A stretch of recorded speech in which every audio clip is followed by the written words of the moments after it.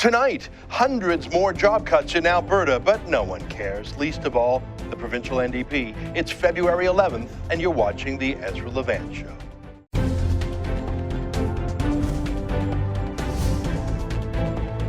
Why should others go to jail when you're the biggest carbon consumer I know? There's 8,500 customers here, and you won't give them an answer. You come here once a year with a sign, and you feel morally superior. The only thing I have to say to the government about why I publish it is because it's my bloody right to do so.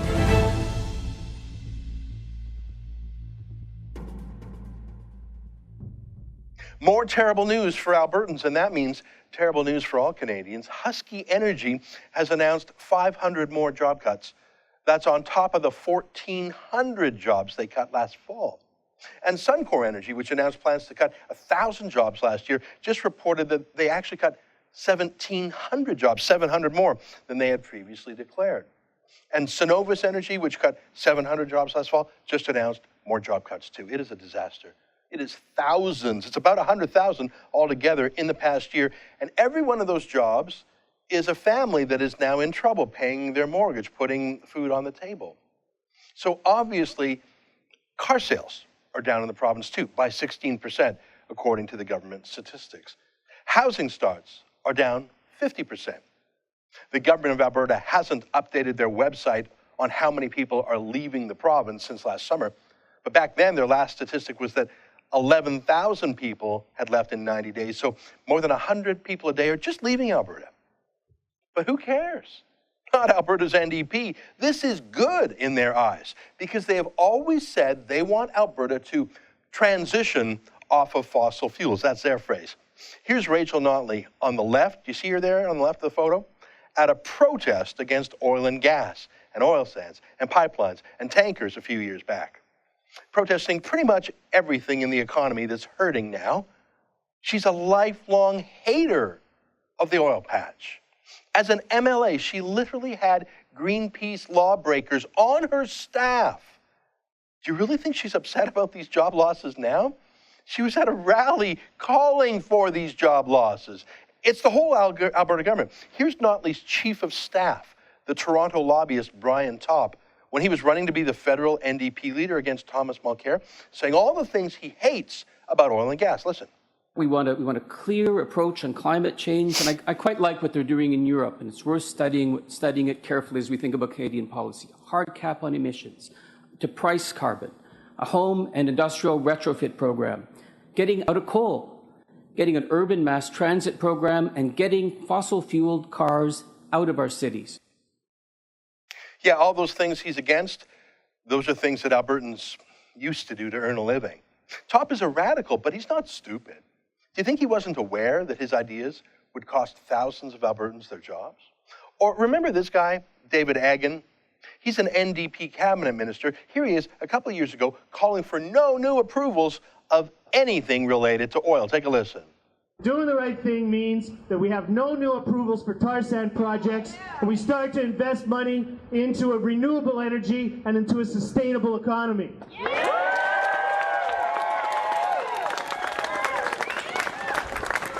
No new approvals. No new approvals. No new approvals. No new approvals.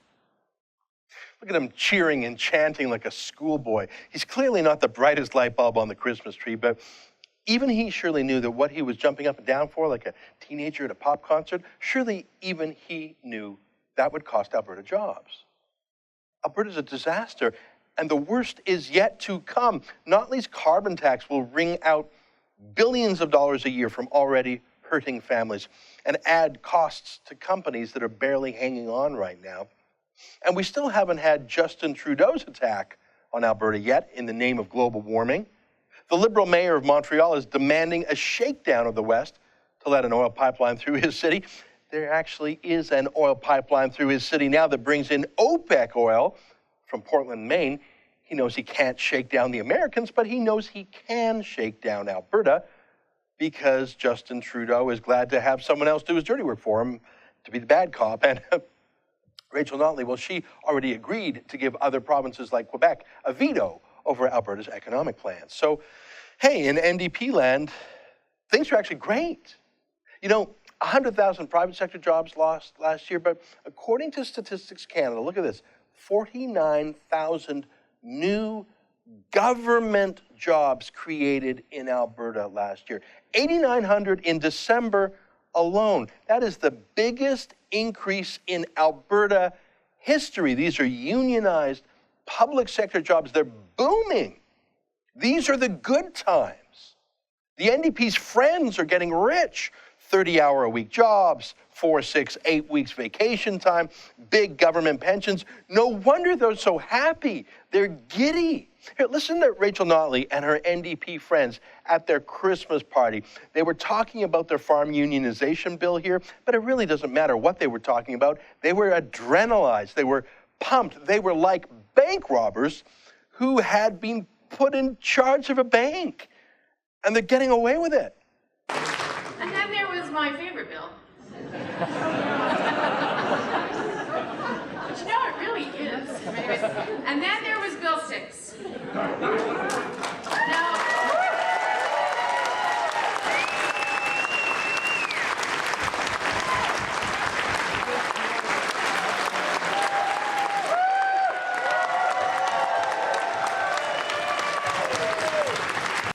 Look at that beaming smile. I mean, you have to understand that to the NDP, to Rachel Notley, everything's going according to plan. More unions, less of the free market, more government workers, fewer oil workers. Alberta's unemployment rate is higher than the national average for the first time in more than 30 years, but again, that's just for those yucky oil and gas people. So here's what the NDP cabinet is working on these days. Gender-neutral washrooms at Jasper Place. Great initiative. Yeah, man. Mission accomplished. That's David Eggen, the no new approvals chanting guy. We've got an NDP cabinet ministers taking selfies in front of bathrooms now. I guess it's fitting. The economy's going down the toilet. But to these destroyers, everything's going according to plan. Stay with us for more.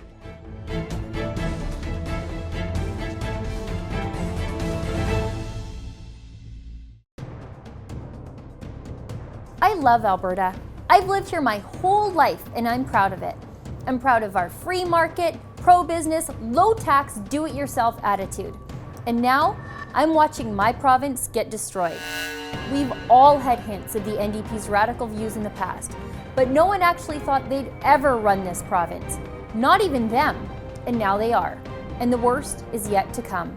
I give my sad forecast for Alberta in my new ebook, The Destroyers, Rachel Notley and the NDP's War on Alberta.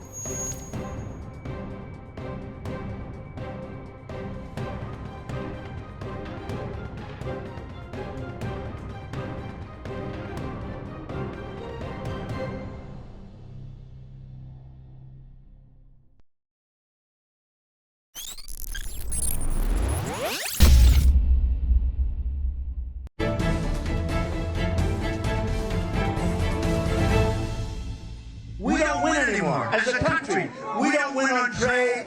We don't win with the military. We can't beat ISIS. We don't win with anything. We are going to start winning again. And we're going to win so much. You're going to be so happy. We are going to make America so great again. That's Donald Trump in New Hampshire, where he crushed it. He dominated the field, a crowded field in the Republican primary. That same night, Bernie Sanders beat Hillary Clinton. Joining us now via Skype from just over the border in Massachusetts from New Hampshire is Mickey Kaus, a lifelong Democrat, but if I may say so, a bit of a Trump-a-loompa like myself. Mickey, of course, is a veteran blogger with costfiles.com. Mickey, you're a Democrat. Why do you think Donald Trump is appealing to many Americans and maybe even to you too? Well, he's hit on one big issue, which is immigration, both in the sense of the threat of terrorism and also in the sense of just if we have unlimited mass immigration, it drives wages down. Also, trade arguably has the same effect. And alone among the Republican field, he took that position and, gee, he's winning, whereas the other 15, 16 candidates are losing. So I tend to think that's his key issue. None of the Democrats are raising that issue. Plus, he combines it with sort of a defense of traditional Democratic programs like Social Security and Medicare that are sort of the only thing people are clinging to in these times. And that's a very powerful message. Well, in a way, Bernie Sanders is tapping into some of those same concerns. I don't think Bernie Sanders is as warm to mass unlimited immigration as the rest of the Democratic Party, because he sees it drives wages down for the working poor and at the same time drives rents up. Would you agree with me that Sanders is tapping into a little bit of that worry from ignored Americans, often working collar, or have I got Sanders wrong? Well, no, you're right. I mean, he's tapping into the concern, which is the same as Trump, which is that if you don't have a lot of skills and a fancy university education, you can't make a decent income anymore. Your jobs have gone abroad, or else they're going to immigrants who are coming in. But Sanders, while he recognizes the effect of immigration, has flipped completely for the campaign to appeal to the Latino vote and the Latino activists.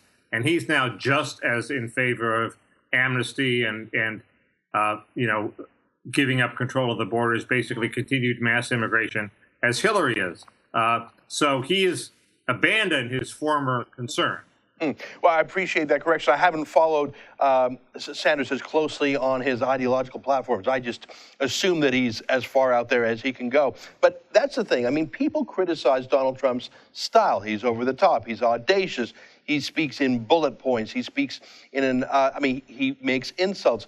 But Ann Coulter, who I think caught Trump's rise before most, I think she says it well when she says, if you don't like Trump, steal his central issue. If there was someone else out there who was more moderate in personality and style, more establishment in aesthetics than Trump, who was as firm as Trump on these issues, if he or she would probably be doing just as well. It's not just his pizzazz and his money, it's the ideas. And anyone who says otherwise, I think, is in a way insulting the intelligence of American voters.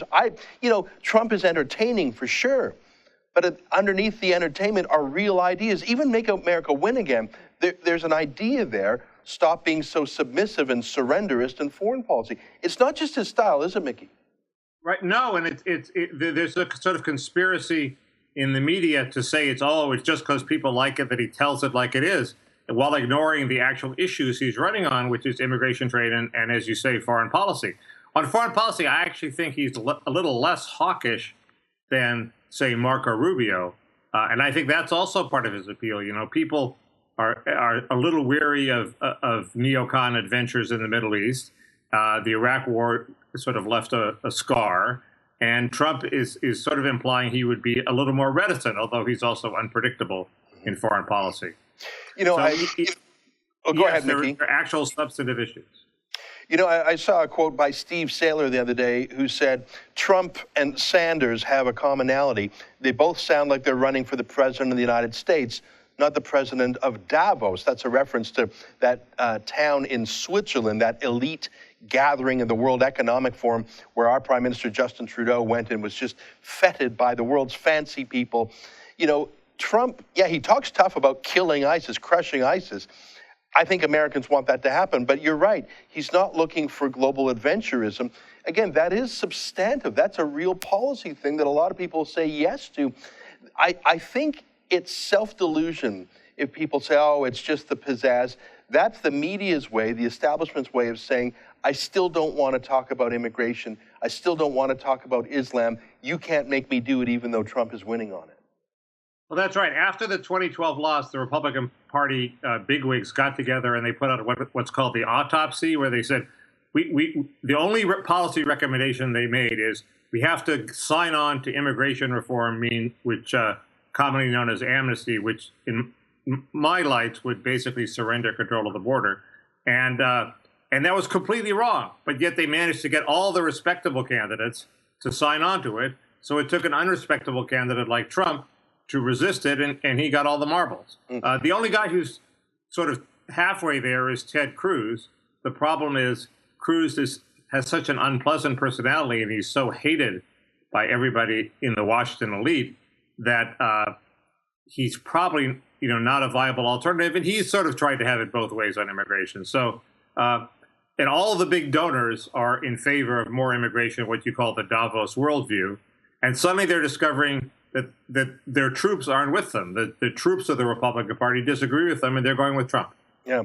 Well, let's talk for a minute because you're a lifelong Democrat. In fact, you actually ran in a primary a few years back. I remember your fun commercials.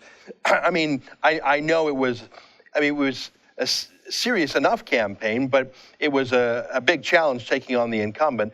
But you have Democrat bona fides, and yet you speak about, I think, a part of America that is ignored.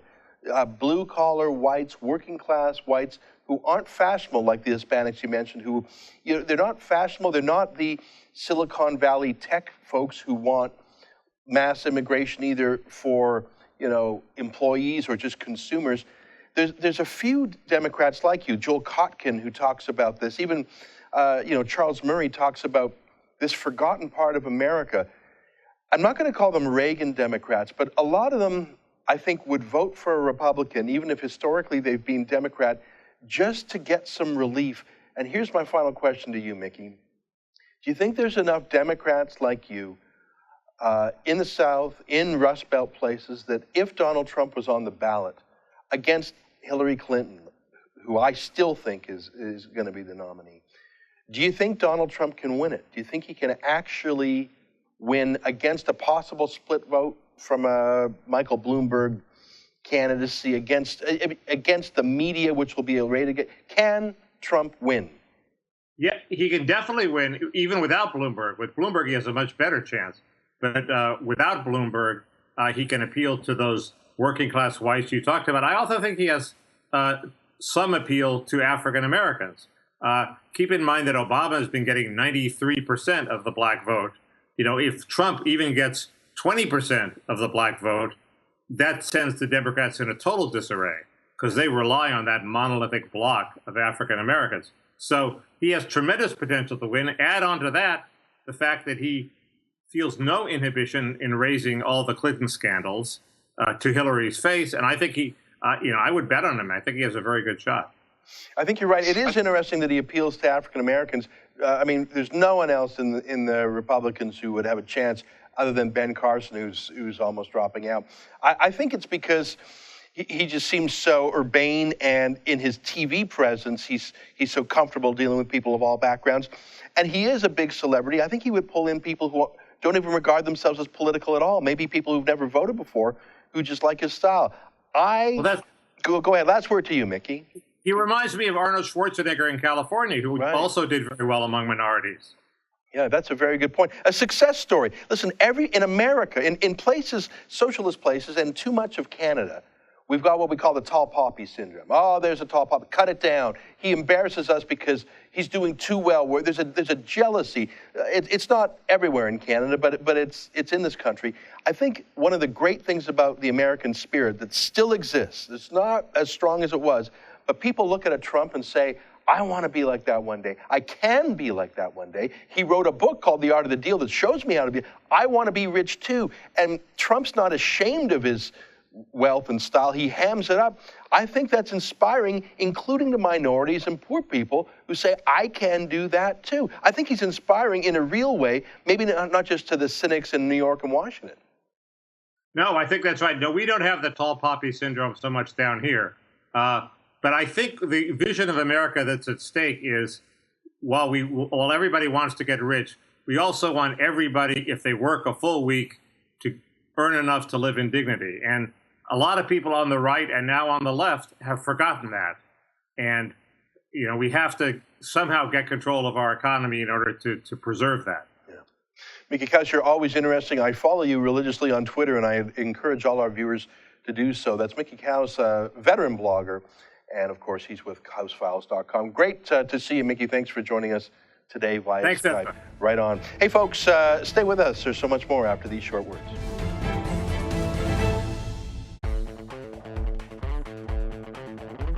Looking for the perfect gift? Did you know the Rebel.media has a store?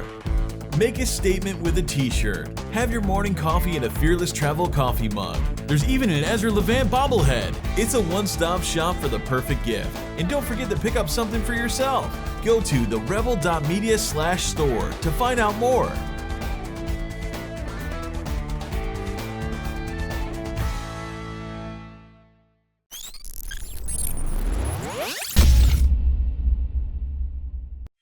Ontario residents are being hosed on electricity prices. The latest Auditor General's report says we've been overcharged by $37 billion over the last several years. That works out to nearly $2,800 for every man, woman and child. Why? Mismanagement and bad policy choices from the Ontario Liberals. It's going to cost us billions more in coming years. Energy Minister Bob Chiarelli won't take responsibility. He's lashing out. It's time for Bob to go. If you agree, go to firebob.ca. That's firebob.ca and make your voice heard.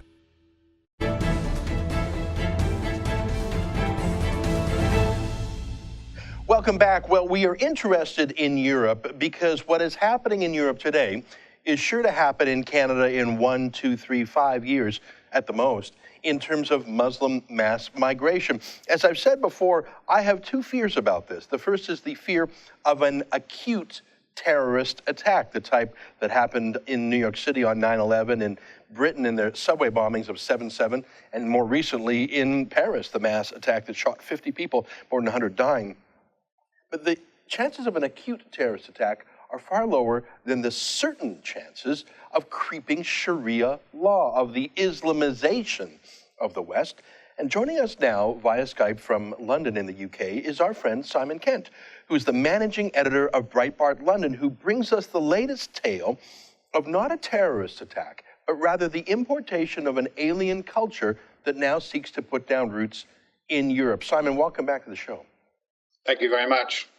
Tell me about the case of the Danish imam, that's the Muslim leader, who thinks that Denmark should change its laws on child brides, what we call pedophilia in the West. Tell me what this Danish imam says. Well, part of the influx into Europe, obviously, and into Denmark specifically, has been a lot of single men, but there's also older men, and they're bringing with them young brides. And I'm saying young here, as young as 12, 13 or 14. They're bringing them with them into Denmark and expecting them to be accepted. Now, there has been an imam in Denmark today, and we're carrying this story on the Breitbart London site, Usama El Saudi, who's saying, well, look, suck it up, Danes. He didn't use those words, of course, but he said, you have to accept this. We have to accept this. And I don't know where he got we from, but he was saying this inclusive nature that people in Denmark will have to accept older men bringing younger child brides into the country under the name of Islam, under the name of the Muslim faith. And he's telling them that they really have to live with this. And, of course, this is not going down too well because people are saying, hold on, these are not just child brides, these are children. They have no legal standing as being under 18, and these child brides are now having children as well. And the Danes are saying, enough is enough. We're going to stop this, and they're going to keep the children there and send the older men back, the old men back, and say that what you're doing is illegal under our laws, Ezra. Yeah, well, it's not just...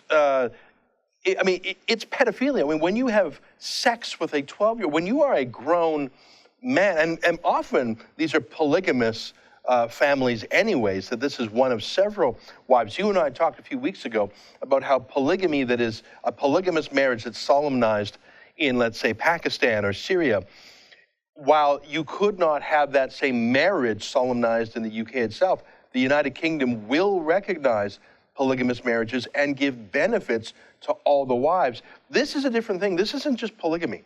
This is sex with children, which we call a crime. But let me quote from the story on Breitbart London. This imam is saying, quote, it's part of the culture. And he's got a point in this way. If Denmark and Sweden and Europe and Canada say we believe in multiculturalism, all cultures are equal, diversity is our strength, we can learn from each other, then how can you then say, oh, no, but we don't like pedophilia that is endemic to some parts of Islam? Because they just turn around and say, well, your Western notion of anything goes multiculturalism, you've got to pick one lane here. That's the trick of this imam. He's actually not using, he's using Western liberal logic against itself, isn't he? He is indeed, and it's a whole triumph of the multiculti cult, isn't it? That we have to accept something because it's multicultural. Therefore, we have to fall down and worship at that particular altar. But I think the Danes are waking up the same way across the rest of Europe, where people are pushing back and saying, we don't have to accept this. We have Western laws, Western values, Western beliefs that are predicated on thousands of years of tradition and history. Why should everyone drop everything and fall down to a different culture and worship that culture? I know that the supporters of multicultural think this is true, but this is erosive and corrosive of Western culture. And the Danes are realising that, and I think there's going to be people who will make a stand. They're going to say, no, if you're an adult grown man and you marry a child, that is pedophilia. That is not acceptable under Danish laws, and I'll challenge anyone to find that acceptable anywhere in the civilized Western world. Yeah. What is acceptable in Pakistan, what is acceptable in some parts of the Muslim world, and I'm looking at North Africa here and Central and Sub-Saharan Africa, is not acceptable in Western life.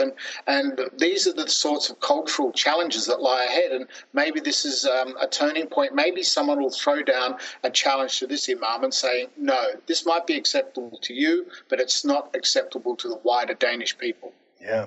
Well, my only quarrel with what you say when you say the Danes are standing up to it, I'd say, are they really?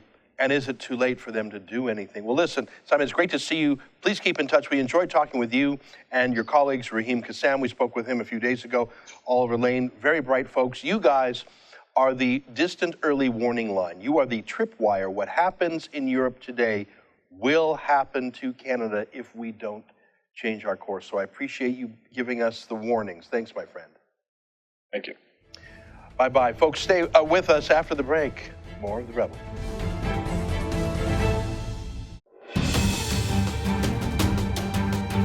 So open-minded that the brains have fallen out.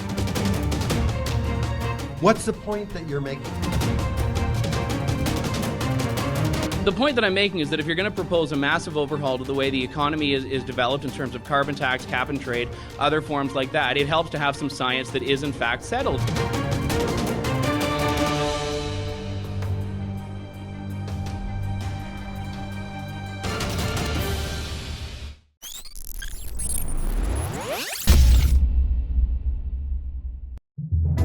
We've heard you loud and clear. You can't get enough Canadian conservative news and opinion. Why not check out our blog? It's all your favorite conservative bloggers together on a page called The Megaphone. Go to therebel.media/themegaphone or click on the Megaphone menu from our main page to check it out.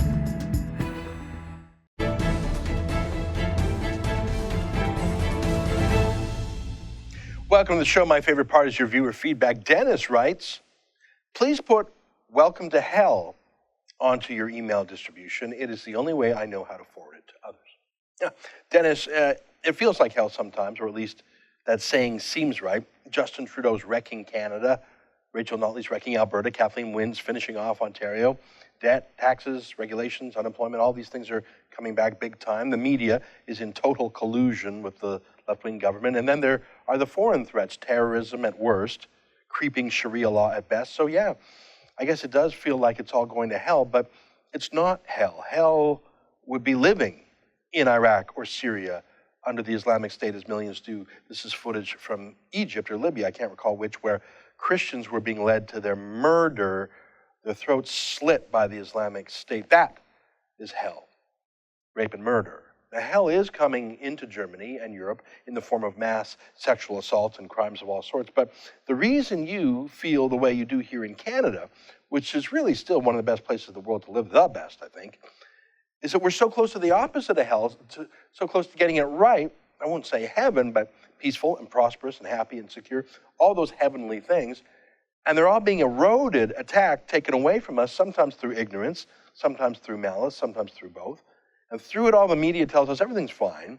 And if you disagree, you're a racist or something. You know, the past 70 years of life in Canada since the Second World War, 70 years of prosperity and freedom and harmony, not just here in Canada, but in the United States and Western Europe and much of the world, that was an aberration. The natural state of the world in the past 2,000 years, the past 10,000 years is war, strife, massacre, famine, poverty, disease, rape. Mainly war. So no, we're not in hell, but we're losing heaven, or at least our slice of it, which to many of us, you know, I think too many people think that's the normal state of history.